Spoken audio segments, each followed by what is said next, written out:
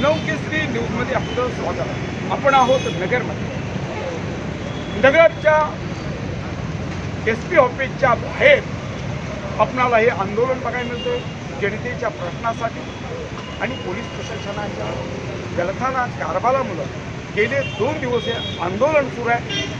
जनतेचा सेवक जनतेच्या प्रश्नासाठी रस्त्यावर उतरला आहे आणि अशा वेळेला त्यांच्याबरोबर गेली 2 दिवस अनेक कार्यकर्ते या ठिकाणी उपस्थित आहेत आणि या ठिकाणी व्यापारी बांधव असतील, सर्वसामान्य शेतकरी, कष्टकरी वर्ग आणि अनेक लोक या ठिकाणी उपस्थित आहेत आणि अशा वेळेला इथल्या संपूर्ण आंदोलनामध्ये बसणाऱ्या लोकांच्या मनातल्या भावना आपण जाणून घेणार।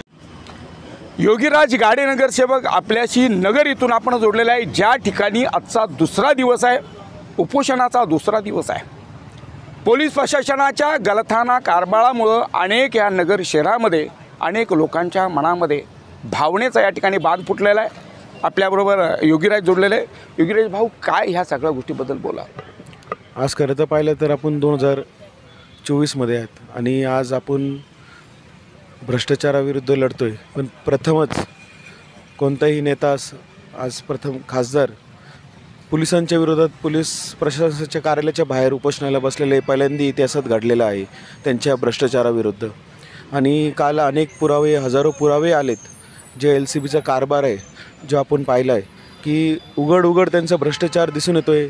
नगर जिल्ह्यात, नगर शहरात अवैध धंदे चालू आहेत, बिंगोसारखे, IPL बेटिंग असेल, 2 नंबरचे धंदे असतील, गुटखा असतील आणि पत्त्याचे अड्डे असतील, असे अनेक 2 नंबरचे धंदे या शहरात, जिल्ह्यात चालू आहे। महाराष्ट्रात गुन्हेगारी म्हटलं तर नंबर 1 क्राईम रेट सध्या नगर जिल्ह्यात आहे आणि याचा लढा खरं तर आमचे लोकनेते, ज्यांना जनतेने निवडून दिलं आहे, असे उपोषणाला बसले आहेत पोलिसांच्या भ्रष्टाचार कारभाराविरोधात। आणि जोपर्यंत न्याय मिळत नाही तोपर्यंत उठणार नाही।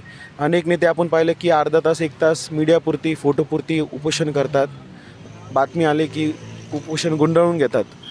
महाराष्ट्रामध्ये अनेक आंदोलन आपण बघतोय, ज्या आंदोलनाच्या माध्यमातून ज्या ठिकाणी हप्ता चालू होतो त्या ठिकाणी आंदोलन करतात। पण महाराष्ट्रामध्ये एक पहिलं हे आंदोलन आणि महाराष्ट्रातला हा पहिला नेता आहे की जनतेच्या प्रश्नासाठी आणि जे भ्रष्ट अधिकारी आहेत त्यांच्या विरोधातलं हे आंदोलन आहे। खऱ्या अर्थानं तरुण या ठिकाणी मोठ्या संख्येने उपस्थित आहेत, ज्येष्ठ नागरिक उपस्थित आहेत। आजचा दुसरा दिवस आहे।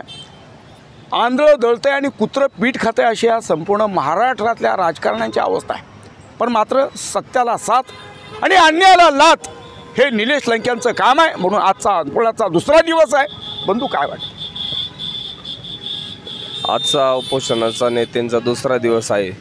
जसंच तुम्ही सांगितलं की युवकांच्या हाताला रोजगार नाही आणि रोजगार नसल्यामुळं की या प्रशासनाच्या माध्यमातून काही लोकांचा वाच ठेवून त्यांचा वापर केला जातो। मग त्यांना वेगवेगळे धंदे करण्यास हे प्रवृत्त करतात। हप्ते गोळा करण्यासाठी यासाठी एक युवकांची फळी यांच्याकडे तयार असते आणि त्यांना वेगळ्या दिशा दाखवायचं काम आज प्रशासनाचं चालू आहे। या सगळ्यांच्या असंख्य गोष्टी आहेत। या असंख्य गोष्टीचा आवाज उठवण्याचं काम आपले लोकनेते निलेश लंके साहेब करतात। मी तुम्हाला बोलताना सांगितलं, वारंवार त्या पांगरमलमध्ये अनेक केस दिल्या, तर तिथल्या युवकांनी जर प्रशासनाने वेळेत लक्ष दिलं असतं तर तो जो व्यक्ती चोरी करायला आला आहे तर त्याला पूर्ण गाव जमा होऊन उद्रेक झाला आणि त्या गावाने त्या व्यक्तीला इतकं मारलं की तो चोर त्या ठिकाणी हॉस्पिटलमध्ये उपचाराअंतर्गत त्याचा मृत्यू झाला। तर त्याच्यामध्ये तिथं ज्या लोकांनी प्रशासनाला फोन केला किंवा सांगितलं की बा अशी घटना गावामध्ये घडली, तिथले आमचेच मित्र आहेत, अमोल आव्हाड म्हणून सरपंच आहेत, तर त्यांनाच फिर्यादी केलं यांनी।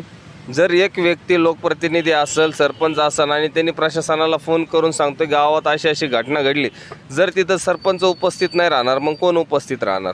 आणि तो सरपंच उपस्थित होता म्हणून त्याच्यावर डायरेक्ट केस करण्यात आली। आज गेल्या 15 दिवसापासून तो जेलमध्ये आहे आणि कुठल्याही गोष्टीचा तपास न करता तुम्ही डायरेक्ट आले कुणी काही ना, उद्या कुणी कोणाचं नाव सांगन मग तुम्ही घेणार का? अशी थोडी पद्धत आहे, कारण की अशा गोष्टी वारंवार घडतात आणि प्रशासनाचा काही कुठं ताळमेळ नाही। प्रशासनाच्या विरोधात बोलणाऱ्या व्यक्तीची गळचिपी केली जाते, प्रशासनाच्या विरोधात बोलणाऱ्याची गळचिपीच केली जाते ना।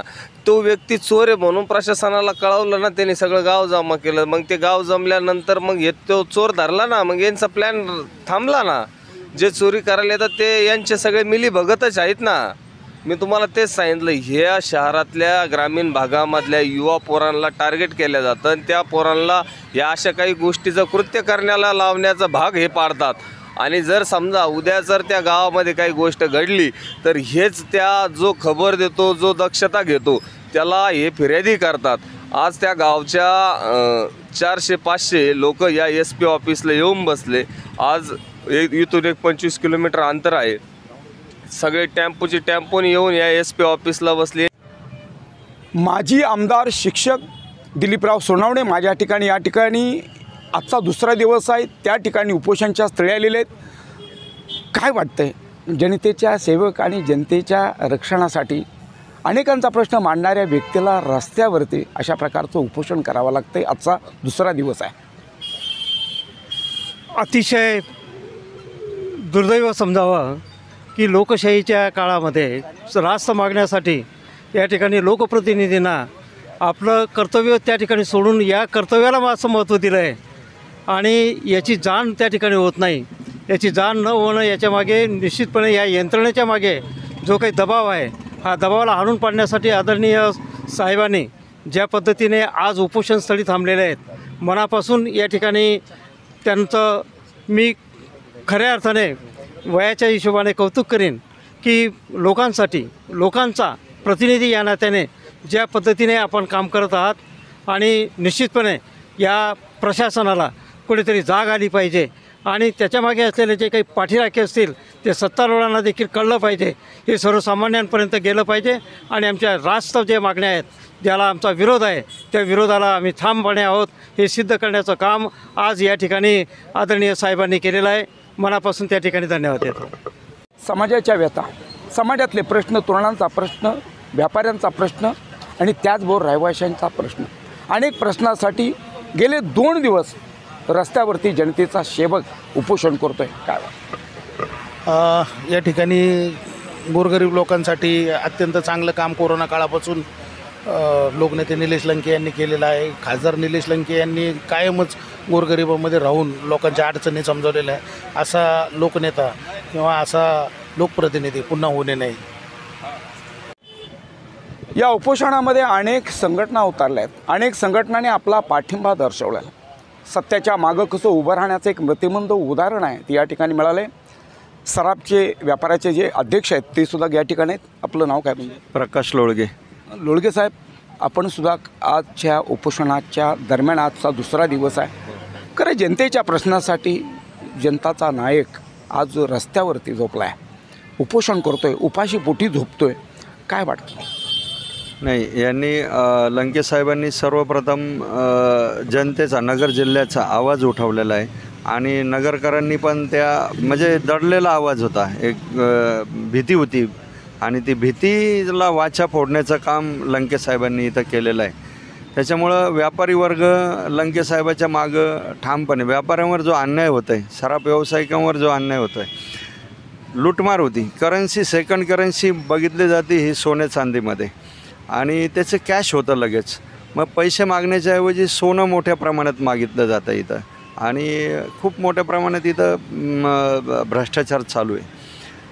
हे एक आहे ना, ही एक टोळीच आहे.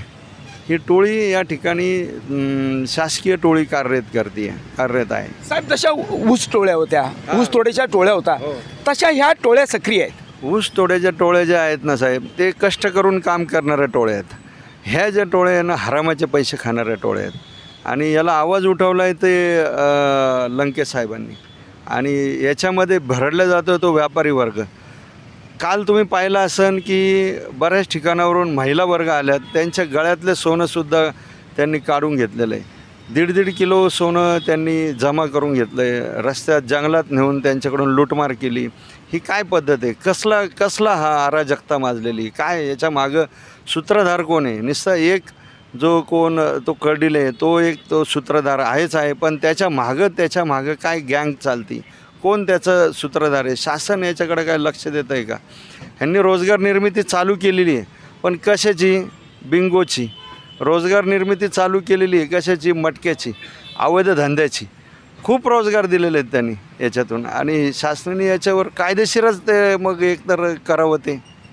आणि म्हणून गेले अनेक वर्ष नगरकरांचा दबलेला श्वास आहे, आवाज आहे, तो मात्र ह्या आंदोलनाच्या रूपानं कुठंतरी मोकळा होणार आहे. खरं नगरकरांच्या मनातल्या भावना आणि वेदनांचा महापूर आपण काल बघितला. अनेक असणाऱ्या पीडित महिला असतील, अनेक शेतकरी वर्ग असेल, व्यापारी वर्ग असेल, आणि गेले अनेक वर्ष जी चाललेली पिळवणूक, चाललेली फसवणूक, आणि ही प्रशासनाच्या लक्षात आणून देण्यासाठी आजचा दुसरा दिवस आहे. तो जनतेचा राजा, जनतेचा सेवक आजचा दुसरा दिवस आहे, तो उपोषणाला बसला आहे. खरं रात्रीच्या गुडूप अंधारामध्ये अशी आंदोलनं करावी लागतं, उपोषणं करावी लागतात, पण मात्र समाजासाठी आणि समाजातल्या घटकांसाठी आंदोलन करणारा नेता काय असतो हे मृत्युमंद उदाहरण आपणाला नगरमध्ये बघायला मिळतं आहे.